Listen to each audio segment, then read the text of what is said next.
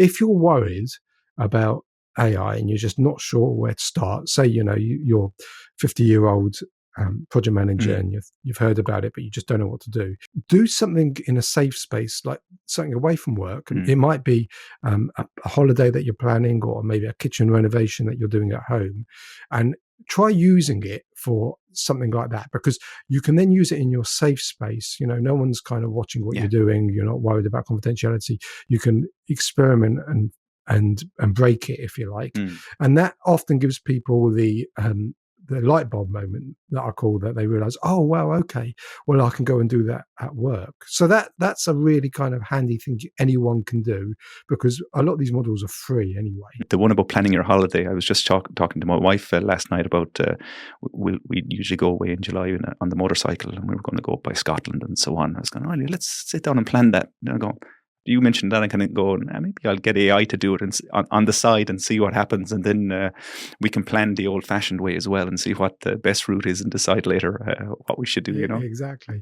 You could go into ChatGPT and say, plan me a holiday to Italy for 2 weeks, and it will do something, but you've got to change your approach to it. Your output will be as good as your input. You have to give it context. So if you're going on holiday, you've got to say, these are the dates I'm going on holiday, this is where I'm going, these are the kind of experiences I'd like to have, this is who I'm going with. Give it as much context as possible. Give it a role. Always say to the AI, I want you to act as a tour guide or a travel agent who's got an incredible history of, let's say, Italy in this example, and I want you to act to give me not just the kind of tourist traps, but to give me a rich history of this particular destination you're going.